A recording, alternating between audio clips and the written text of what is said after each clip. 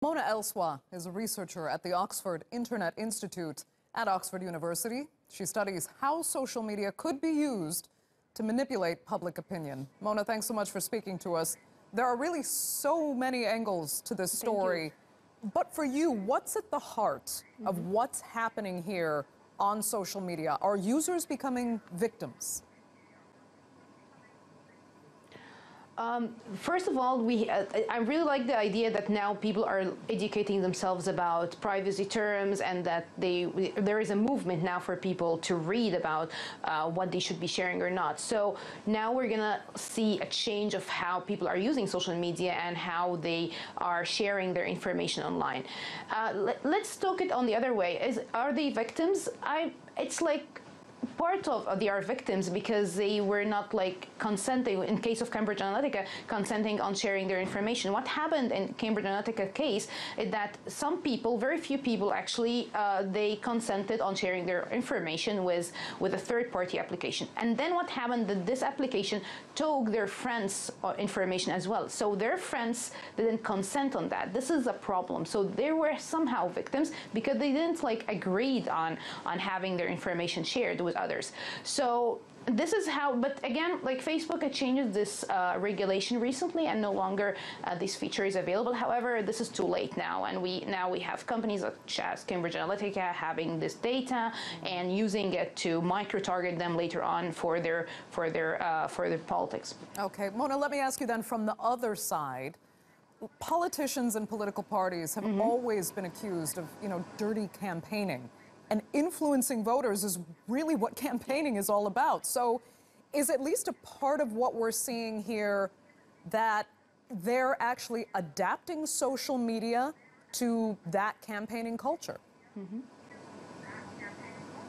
Sure, it has been going on since the very beginning of humanity, perhaps, that politicians need to reach voters to convince them to vote for them. This has been going on since forever. However, what we see now is that politicians now not only just reaching voters, they are targeting voters. They know voters more than like any time before. They know what they like, what they don't like, and whether they will support this party or this not party. So now they know too much about the voters, and then they can send them a specific message that will fit their profiles. So now we're looking at an era of politics that we have never witnessed before in history. It's like we have to pay more attention because we haven't seen, as politicians, as political scholars, as even internet scholars, we never saw something like that before. So it's different than what we used to have before.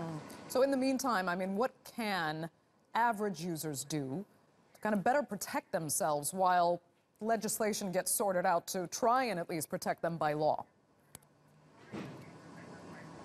Okay, so at the moment, users are like, now there is that hashtag delete Facebook is like getting trending now on Twitter, and people are like leaning toward delete their profiles. The thing is that it's so hard to stop companies from gathering your data. Let's be realistic here.